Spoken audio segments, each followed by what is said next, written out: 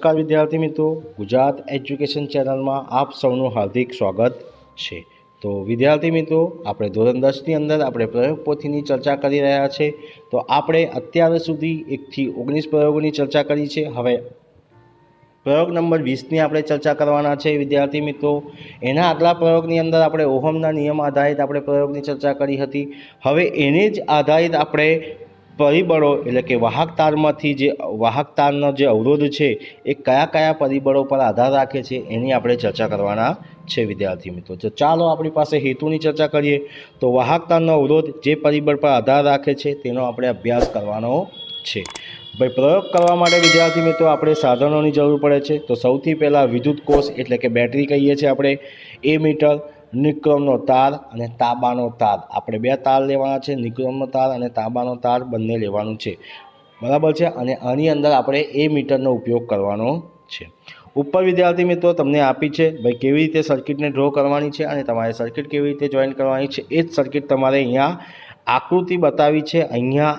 અહીં આકૃતિ દોરો, ત્યાં આપણે આકૃતિ દોરવાની છે। તો વિદ્યાર્થી મિત્રો, આકૃતિ દોર્યા પછી આપણે આ જ પ્રમાણે સર્કિટ ડ્રો કરવાની છે। હવે આકૃતિ દોર્યા પછી વિદ્યાર્થી મિત્રો પ્રયોગ કેવી રીતે કરવાનો છે, આપણે જે પ્રયોગ કરવાના છે, બરાબર છે, અવરોધ પર કયા કયા પ્રકારના પરિબળો ભાગ ભજવે છે એને પ્રયોગ પદ્ધતિ આપણે કેવી રીતે કરવાની છે એ આપણે જોવાની છે। પ્રયોગની અંદર વિદ્યાર્થી મિત્રો ખૂબ જ મહત્ત્વની બાબત છે પ્રયોગ પદ્ધતિ। તો સૌથી પહેલાં આપણે પ્રયોગ પદ્ધતિની અંદર જોઈએ તો સૌ પ્રથમ એક કોષ એટલે કે બેટરી અથવા કોષ લો, એમીટર, નિક્રોમનો તાર અને પ્લગ કળ આકૃતિમાં દર્શાવ્યા પ્રમાણે જોડો। એટલે ઉપર આકૃતિ જે પ્રમાણે આપી છે એ જ પ્રમાણે આપણે આકૃતિને એટલે કે સર્કિટને આપણે જોઈન્ટ કરવાનું છે।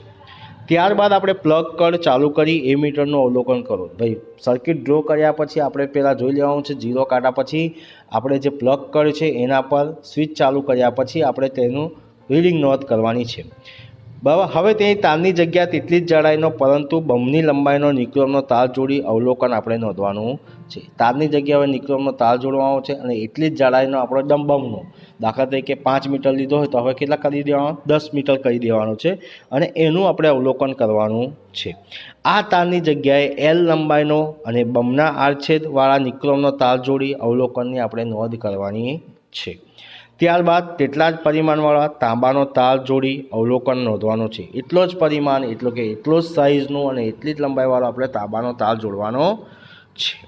તાંબાના તાર જોડ્યા પછી વિદ્યાર્થી મિત્રો આપણે અવલોકન કોષ્ટકની અંદર આપણે અવલોકન કરવાના છે, એટલે કે કયા કયા પ્રકારના આપણી પાસે અવલોકન આવે છે એની અંદર।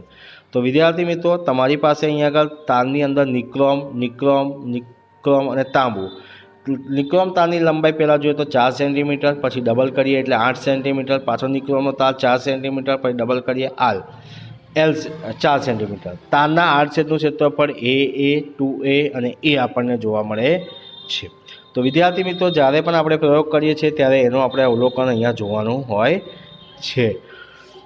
ત્યારબાદ વિદ્યાર્થી મિત્રો અવલોકન કર્યા પછી આપણે નિર્ણય લેવાનો છે। તો નિર્ણયની અંદર શું કહેવામાં આવે છે કે અવલોકન કરતાં જણાય છે કે તારનો અવરોધ R તેની લંબાઈ L ના સમપ્રમાણમાં છે, એટલે કે R proportional to L આડછેદના ક્ષેત્રફળના વ્યસ્ત પ્રમાણમાં છે માટે, એટલે કે R proportional to L by A દ્રવ્યોના પ્રકાર ઉપર આધાર રાખે છે। ભાઈ, તાર કયા પ્રકારનો બનેલો છે, કયા દ્રવ્યોનો બનેલો છે એની ઉપર આને આધાર રાખે છે। તો ત્યારબાદ વિદ્યાર્થી મિત્રો પ્રયોગ કર્યા પછી આપણે જ્ઞાન ચકાસણીના થોડા પ્રશ્નોની આપણે ચર્ચા કરવાના છે। તો જ્ઞાન ચકાસણી પ્રશ્નોની અંદર આપણે વિદ્યાર્થી મિત્રો સૌથી પહેલાં આપણે જોઈએ તો નીચેના દરેક પ્રશ્નોની નીચે આપેલા વિકલ્પોમાંથી સાચો વિકલ્પ પસંદ કરીને આપણે ઉત્તર લખવાનું છે। તો સૌથી પહેલાં પ્રશ્નો છે વિદ્યાર્થી મિત્રો, તારની અવરોધકતા શાના પર આધાર રાખે છે? તો આપણી પાસે ઓપ્શન આપ્યો છે A, B, C અને D આધારિત। તો તારની અવરોધકતા એ તારના દ્રવ્યો ઉપર આધાર રાખે છે।